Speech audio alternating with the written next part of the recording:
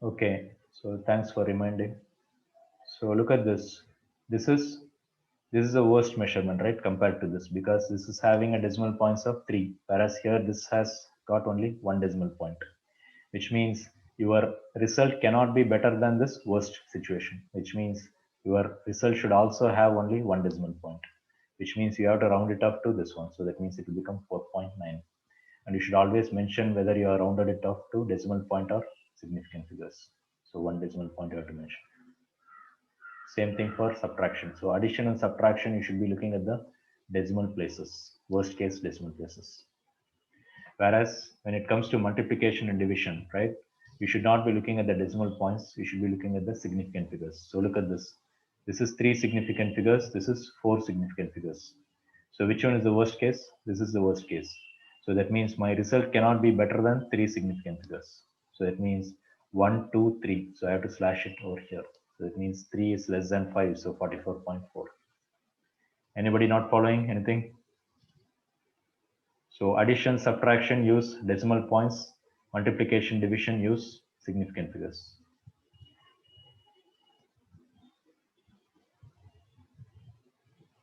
Any questions, anybody? I given a simple example. Yep. Say that again.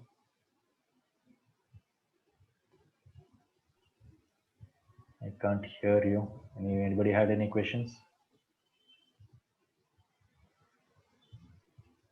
No, sir. Yeah.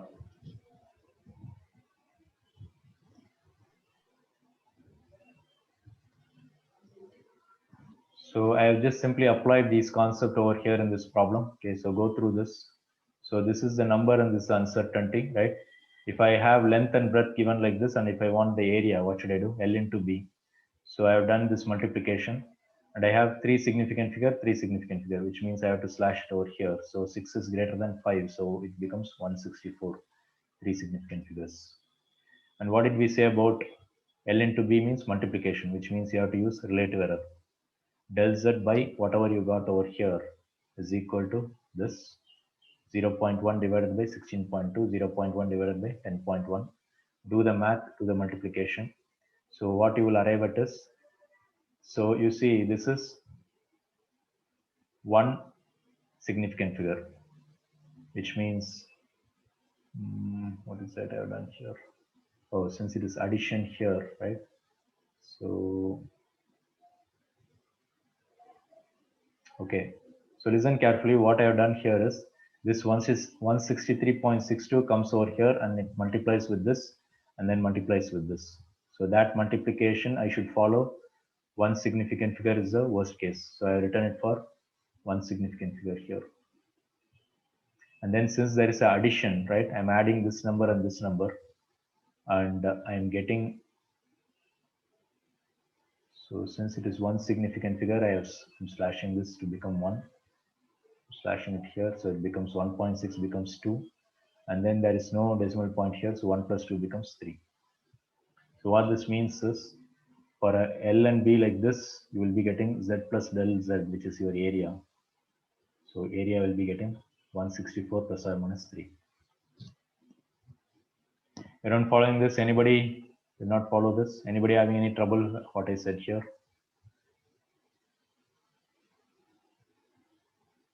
Okay. Can anyone tell me what is order of magnitude?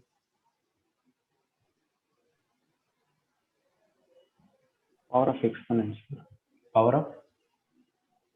Sir, the power of exponent 10 powers. Exponent 10 power. Okay, very good. Any other answers? That is correct. But there is a small step here involved to find. So this number you have to check whether it is greater than 5 or less than 5. Okay. So very simple. Listen carefully. Suppose if I had, everyone listening? So 2.5 into 10 power 23. Here I would say the order of magnitude is 23. Why? 2.5 is less than 5, so it is close to 1. So I will take it as 1 into 10 power 23, which means the order of magnitude is 23. Suppose if I had 5.7 into 10 power 23, then this 5.7 is greater than 5, so it is closer to 10. So 10, so I will take this as, this will be rounded up to 10 to 10 power 23, which means this will be 10 power 24, which means the order of magnitude is 24. So this is slightly confusing, so make a note properly. So if you say 23 is your order of magnitude, then you are wrong. If it is greater than 5, you should take this as 10.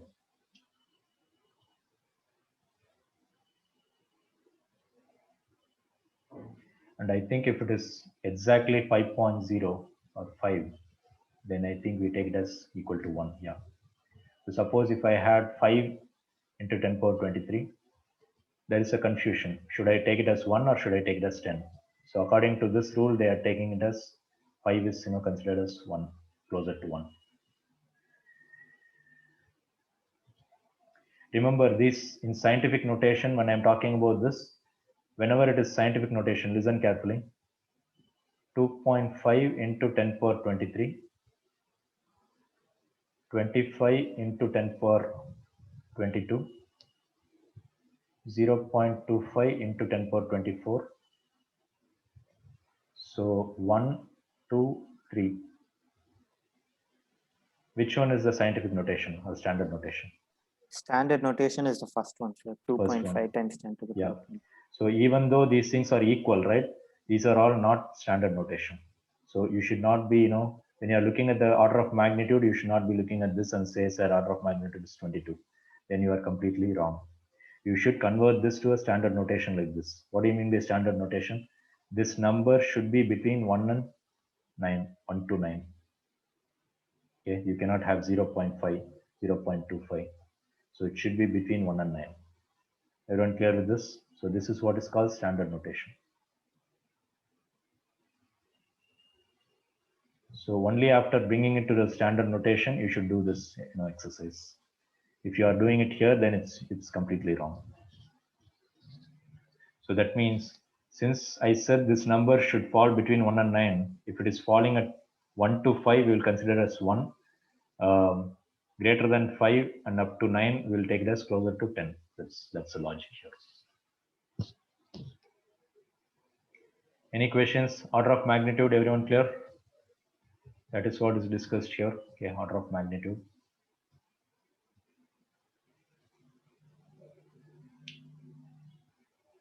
This one, as we do some problems, I think you will get the idea. Okay, so this is deriving the relationship. So this is more like a numerical.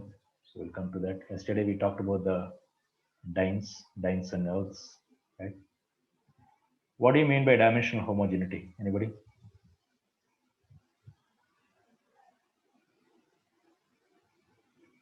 Sir, hello.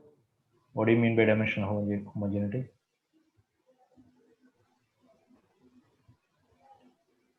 Hello. Sarvesh, you had a question?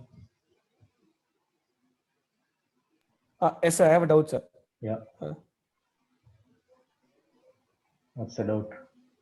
So the deriving relationship using dimension was time period of a pendulum. One. So you have a doubt there. Okay. So can you hear me, sir? Sir, Yeah. yesterday where the 50 questions you said, no, sir.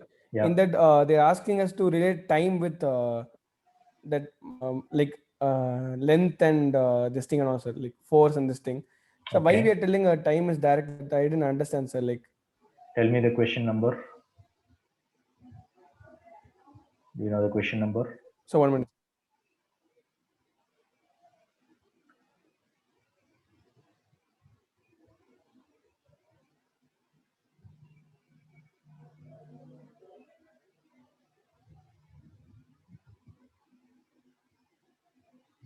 Okay. So maybe I can go through some of the problems here. So Sarvesh, did you find the question number? Anybody else? Yes, sir. 40?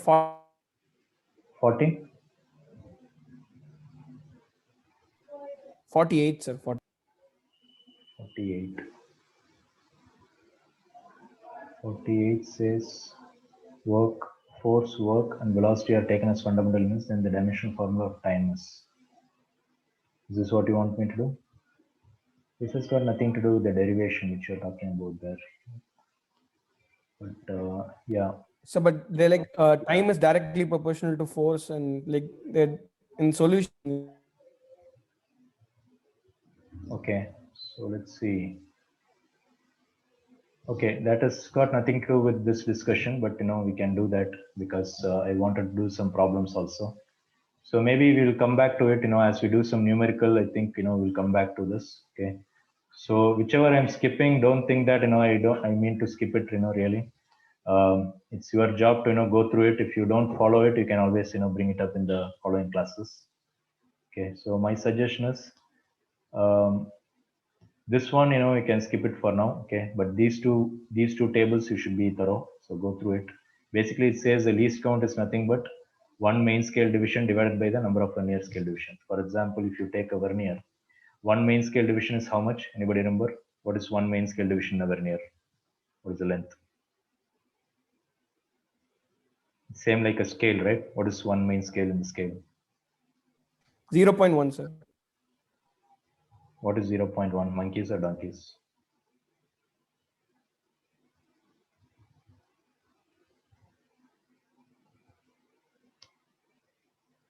Millimeter. Millimeter. Yeah. So it's actually 1 millimeter, right? Yeah, not 0.1. You should say 0.1 centimeter, or it is 1 millimeter, right? So 1 millimeter divided by number of vernier scale divisions. So in a vernier, you will have 10 vernier scale divisions. So that means 1 divided by 10. That's why it becomes 0.1 millimeter. Okay. Everyone able to follow my conversations? Like anybody having trouble? Not.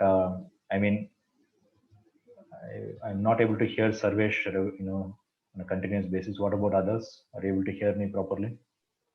Yes, sir. Okay, I just want to Yes. make sure my internet is stable. Okay. So Sir. Sarvesh, then I think it is your internet, having some fluctuation, I think. Sir, Yeah. sir, can you teach this 1 year skill? Yeah, sure.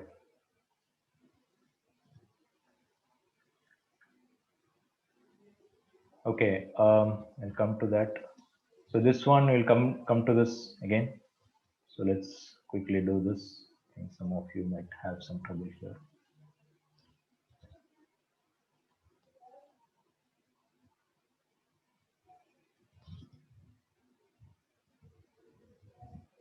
Okay, these things are something to do with the construction. Okay, so maybe it is not directly required right now, but as you face some problems, you can come back and refer to this.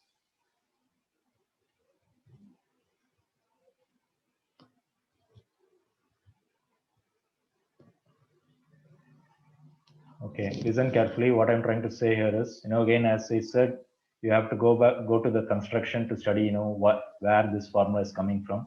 But for now, a simple way to remember this is 1 millimeter is my main scale division. Are you following, Whitaker? For a vernier, Yes, sir. right? So if you take a vernier, for example,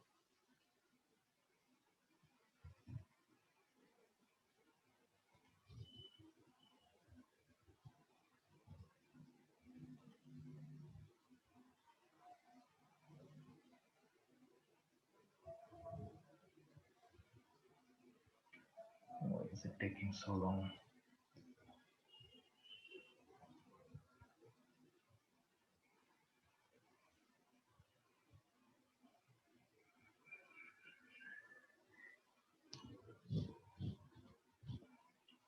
Okay, I thought of bringing up a picture.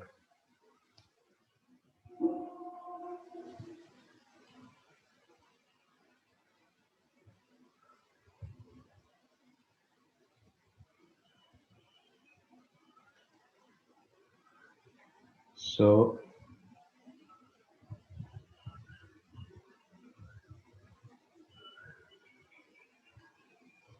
you see, this is my main scale and this is my vernier scale.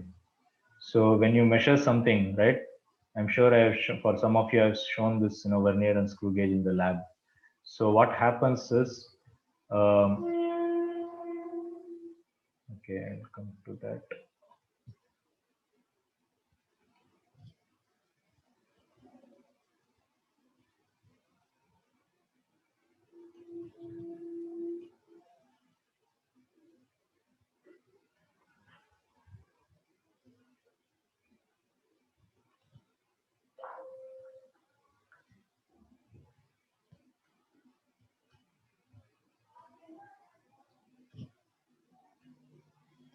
So I'm sure all of you understand that this is my main scale division, right? Which is your 1 millimeter, something like your scale or ruler.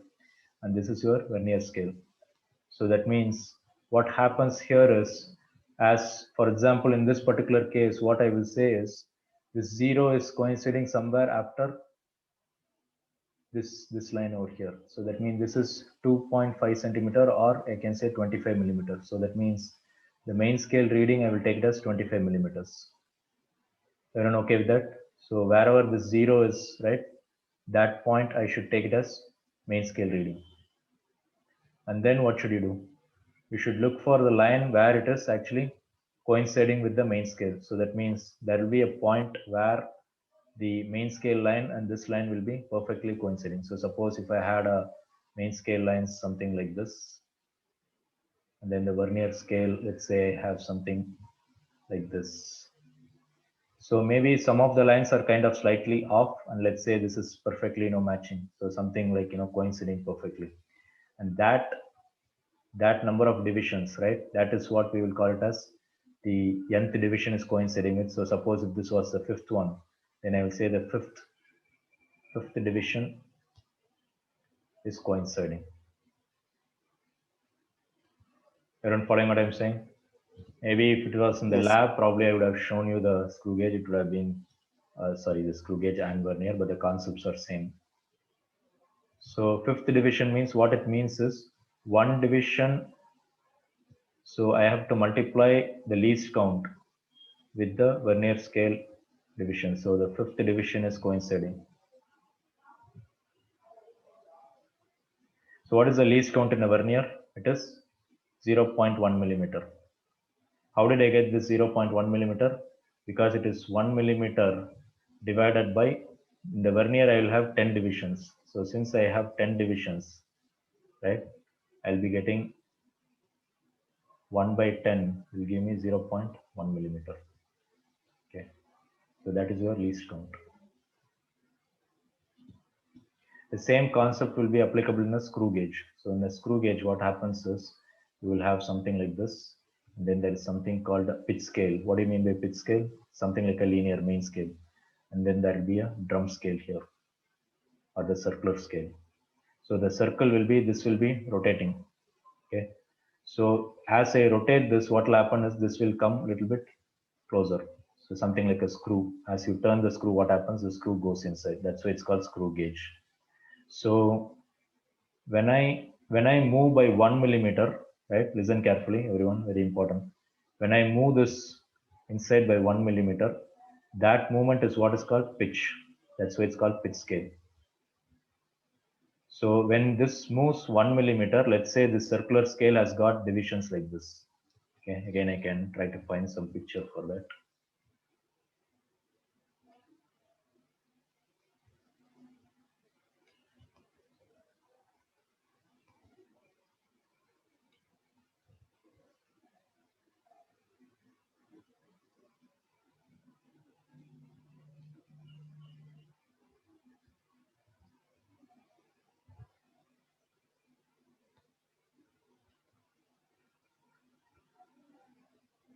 Okay, let's see.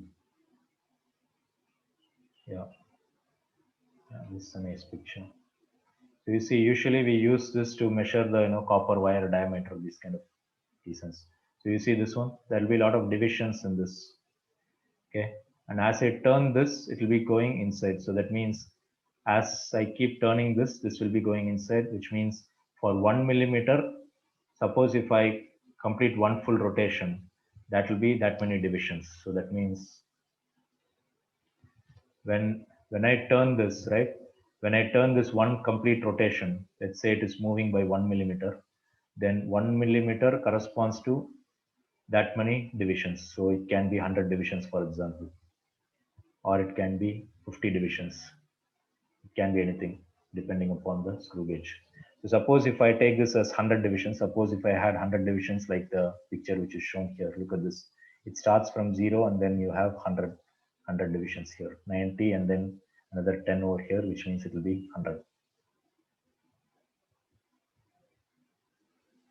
So that means one division here will be equal to 1 by 100, which means 1 divided by 100 will be 0.01 millimeters. And that will be the least count of the screw gauge.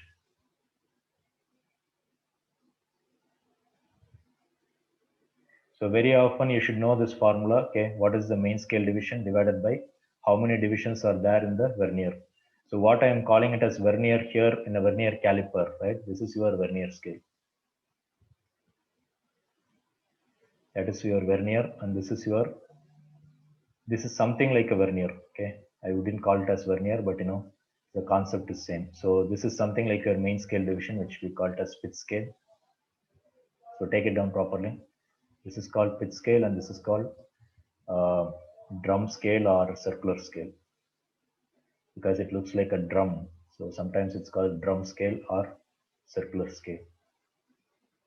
So that means how many divisions here makes one main scale division. How many divisions in the vernier makes one main scale division. That's the concept. So if you know that, you can find the least count. Everyone following this? Jutikar, are you getting the idea? Yes, sir.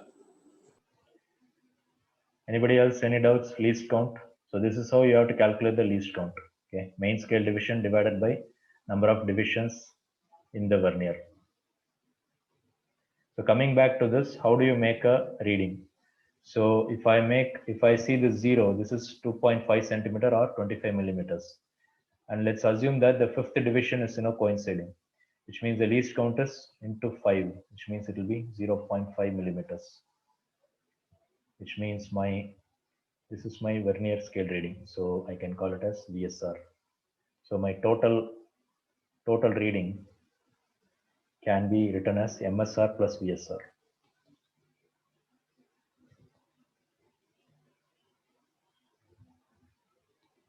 Which means it is 25 mm plus 0.5 mm, which is 25.5. So that's how you arrive at the final reading. And that is what I have explained over here. You see, total reading is equal to MSR plus VSR. So which number coincides multiplied by 0.1, that will give me VSR. MSR is very easy. Wherever the 0 of the vernier is there, that is your main scale. You simply add them and you'll get this one.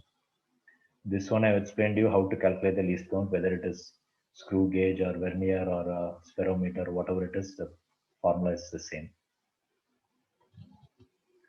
Any questions, any doubts in these two columns? Yutikar, are you following now? No doubt, sir. This one, you need some more background to understand this construction. Okay, only if you understand the construction, you will arrive at how we got this formula. Okay, for now I would say just go with this formula. Okay, if it's required, we'll come back and do this again. Okay, so you have to understand the construction of the vernier.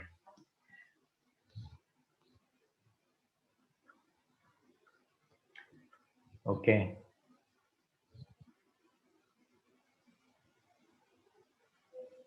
What do you mean by dimensional homogeneity? Anybody? They have the same dimensions, sir. Same? Dimensions. Same dimensions. Okay. On both the sides of the equation. Okay. Yeah. Any other things? The way I see this is like whenever you have addition or subtraction, right? So you take a simple example like, V is equal to U plus AT. This is meter per second, right? Velocity. This is meter per second square. This is second. So second cancels. So I'll be getting meter per second. So that means I can always add only a meter per second with meter per second. I cannot add meter per second with meter per second square. I can add only apples with apples, oranges with oranges, monkeys with monkeys, donkeys with donkeys. and that is what is called dimensional homogeneity.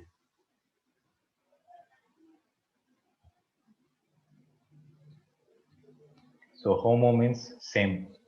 Homogeneity means you can add only the same thing, okay, which means your result will also be having the same thing. You cannot add, so suppose if I had velocity plus distance, this doesn't make any sense. Maybe you can multiply, but you can never add them. Multiplication division is possible, but you cannot add them. Okay, so whether it is addition or subtraction, always remember, whenever I say, you're going to get some formulas, concepts like this in the question paper here, worksheet. I saw something like that. Yeah, look at this. V is equal to AT plus B by T plus C. They will ask you to find the what is B and C, something like that. Which means you should know that since it is addition, the unit over here should be equal to the unit over here, something like that. Okay. Maybe we'll try this right now. That is what is called dimensional homogeneity.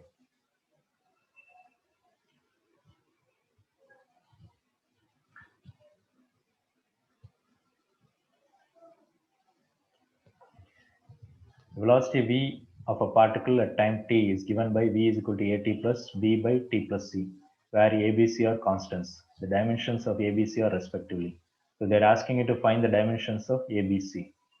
So v is equal to at plus b by t plus c.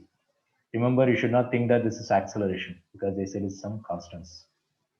So, but t, I'm going to assume it as time. Yeah, they said it is time. And v is velocity. So can anyone tell me how to approach this problem? Which one could be the starting point? This is time. What can you say about the unit for C? It will be time. It will be time. Why? Because you can add only monkeys with monkeys. So that means if this is second, this should also be second. So that means this C should be in time for C. Okay. If this is time, which is second in the denominator, what should be in the top in order to get velocity? B should be? Actually, B should be. The dimensions of AT will be equal to B by T plus. Yeah, that is correct. If I say velocity is meter per second, what can you say about A into T? T is second. So what do you think A should be? Is that Meter per second squared. Meter per second square. Very simple, right? Because only then this this second and this second will cancel. I'll be getting meter per second, and that's when I'll be getting the dimensional homogeneity. So that means A should be meter per second square, which is actually acceleration. So that means acceleration will be A will be LT power minus 2. What about B? Anybody? You see, this is plus here. If this is meter per second, this should also be meter per second. This is already second. So what do you think this should be? That should be meters. Meter. So that means B will be L. That's all. So you have to find that one. So I think this will be the correct answer. Okay. So you see, dimensional homogeneity, what you study in the theory will look something like this, but when it comes to the numerical, it will look something like this. Okay. So you should understand all these things, how to apply the concepts. Okay. So I'm going to assume that I'm almost completed with this. This we'll do it in the numerical. Some numerical will get it. Okay. Try it yourself. The theory, I have completed it here. Okay. If I'm doing it for the 11th standard students, probably I'll take this for 3 or 4 classes. Okay. That is not possible here. So in fact, I wanted to complete even more quicker. But I think this is the best I can do. Okay. So, but pretty much as I told you, 95% all the concepts are covered here. If something is missing, you can always bring it up. Okay. Any questions which you folks tried but you are not able to solve in the second worksheet?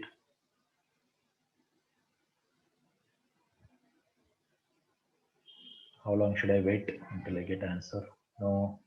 No doubts. The 11th one, sir. 11th one. Yes, sir. Okay, 11th one. What is the difficulty? Maybe. We actually didn't understand the question, sir. Okay, let's try to talk about that. The problem with this first chapter is it involves theory from all the chapters. Not only 11th standard, it will involve from 12th standard also. That is one of the reasons why this may look, little bit scary. But okay, a spherical body of mass m and radius r is allowed to fall in a medium of viscosity mu. The time in which the velocity of body increases from 0 to 0.63 times the terminal velocity v is called time constant tau. Dimensionally t can be represented by. Okay, so maybe you didn't understand what they're trying to say here. So suppose if I think maybe for some of you I might have shown this experiment. So I would take a long burette like this and I would fill it up with some glycerin, like a very sticky liquid, and then we would put some spherical ball. So as you put the spherical ball, what will happen is initially the speed will increase, but then after a while, right, it will come to a constant speed, and then it will start falling at a constant speed. When you start falling at a constant speed, what do you call that? You call it as terminal velocity. Terminal velocity. Yeah. And when a skydiver, jumps out of a plane, right? So let's say it's a plane. So he's kind of jumping out of the plane, right? So initially what happens is he starts falling down and the speed keeps on increasing, right? But some point, what happens is he will reach a terminal velocity. So which can be represented as something like this. What do you mean by terminal? After that, the velocity does not increase. So this is what is called terminal velocity. Okay, we'll study more about this in the later part in Newton's laws. Okay, so for now you have to understand that this is time and this is velocity, and this is what is called Vt. T stands for terminal velocity. So whenever something is changing like this, we have a constant number called 0.63. So if this is Vt, this is 0.63 times Vt, or 63% of Vt. So take it down properly. This is an important concept. So when I get 63% of this maximum value, terminal velocity, at what time did I achieve that? That time is called time constant, tau.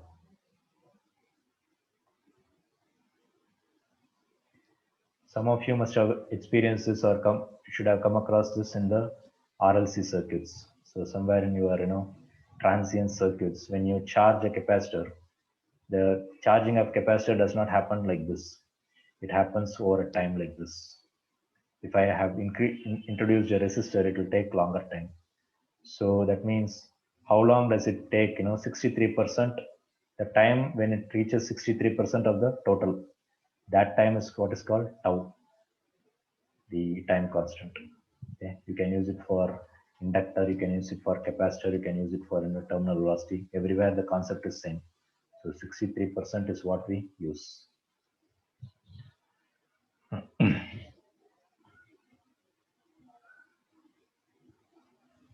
And following that is what is called time constant. The time required to reach 63% of the maximum value. That is what is called time constant tau. So they're asking you dimensionally t can be represented by which one will give you seconds. That's all, very simple. But then you should know the viscosity formula. So viscosity formula, anybody remember? I think it will be something like stress by strain rate. Not mu. I think it is, yeah, in this case they're given mu, but I think in our textbooks we use eta for viscosity. So if you go back and check in your fluid mechanics chapter, I think we got something like kg meter second. Okay, why? Because you must have studied stress by strain rate.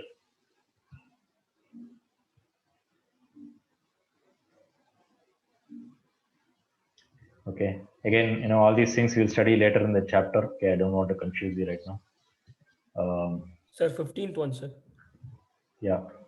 So Kishore, I would say go back and check this. Put this units over here. Okay. So m is kg, right? Everyone listen here. M is kg, R is length, which is meter, radius. And then mu is, for now, mu take it as kg meter second. Okay. If you substitute this and if you get seconds, then it is correct. If you don't get, you have to substitute each one of them and then check it. Can you do that, Kishore? Yes, sir. So if you get seconds, then it is what they're asking. So that means, I think when I tried this, I didn't get for any of this. So you'll be getting none of these. So double check. Put all these values and check whether you're getting it. In place of mass, you have to put kg. In place of R, you have to put meters and substitute all these things. In place of viscosity, you should put kg by meter second. Okay. How did you get this? We'll come to it later in the later chapters. Okay. Sarvesh, which one did you say? Sir, 15th one, sir. The parallel thing. Parallel. Okay, that's a good question. So let's quickly talk about that.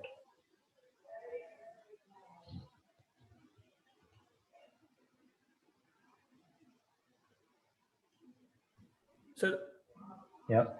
so should we introduce something in this, like log and all, like in solution something log and all is given, sir, like Log. Let's see.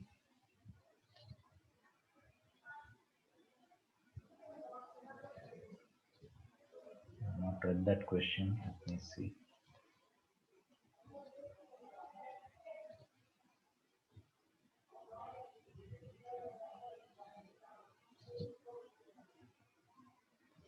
The values of two resistors are this much. Okay. What is the percentage error in the equivalent resistance when they are connected in parallel? So R1 is given, R2 is given. In parallel connection, you know that RP, 1 by RP is equal to 1 by R1 plus 1 by R2. So if I want percentage error in the equivalent resistance of RP, what they're basically asking is delta RP divided by RP. Do you agree? This is what they're asking.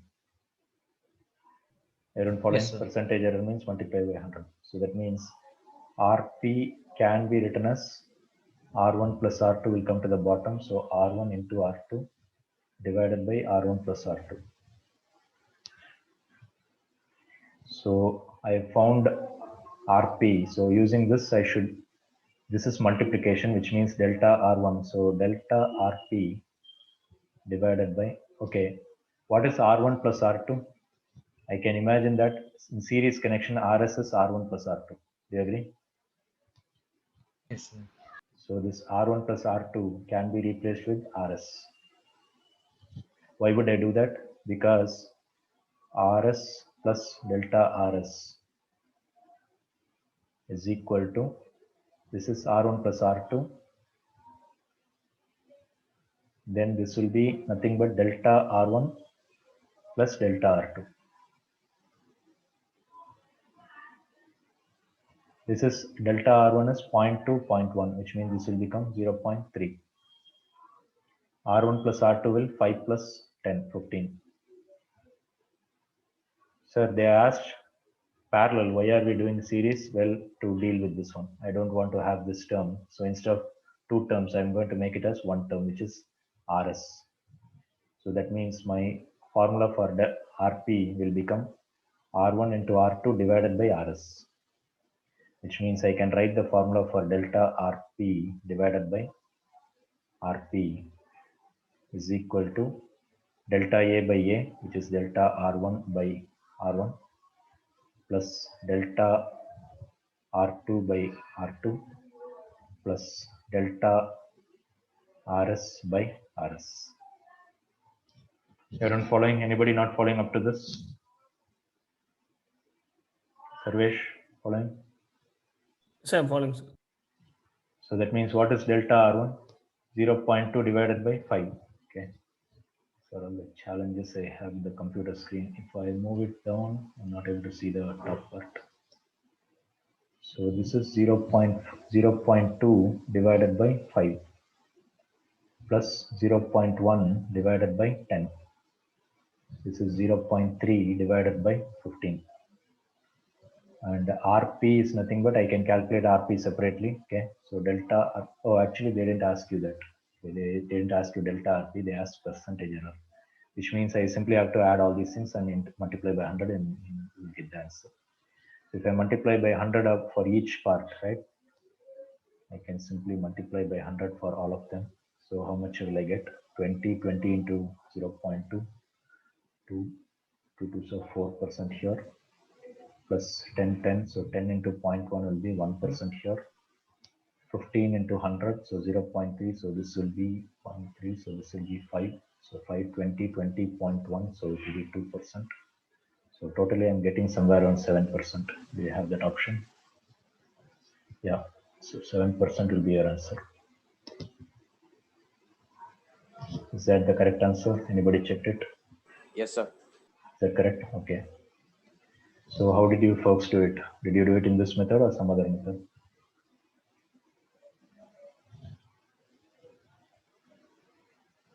You see, you just have to, this R1 plus R2 is, it will complicate things. So what I did was I made it into RS and then it becomes a third element. So simply multiply this. Anybody not following what I did here? I simply multiplied by 100 so that I will get percentage error. Sarvesh? Yes, sir. Now I understood, sir. Okay, so whenever it is parallel, just follow this method. It's very, very easy. R1 plus R2 becomes RS, and then it will become very simple. Okay. Okay, so today I think we were not able to go through this worksheet, but with the discussion of the theory, I hope some of you are feeling a little bit better, because yesterday I think some of you are telling me that you found it a little bit difficult. So my suggestion is go back and do this worksheet 2 one more time. If you have not completed it, take some time. And whatever books you have, something like NEET physics or JEE physics, whatever books you have, try to do some problems from that books also. Okay. If you have any doubts, we can discuss it in the next class.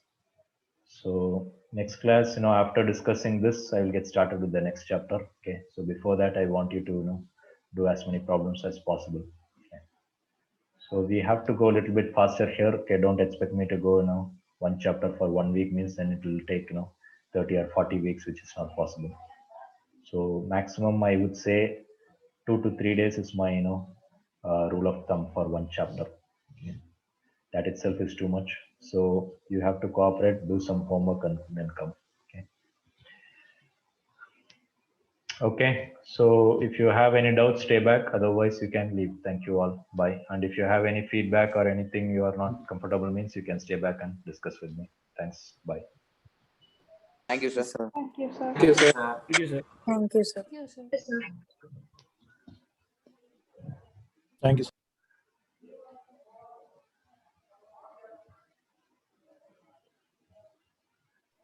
Sir, Yeah. sir, can you get yesterday's recording, sir? Yeah, I will upload it in the same.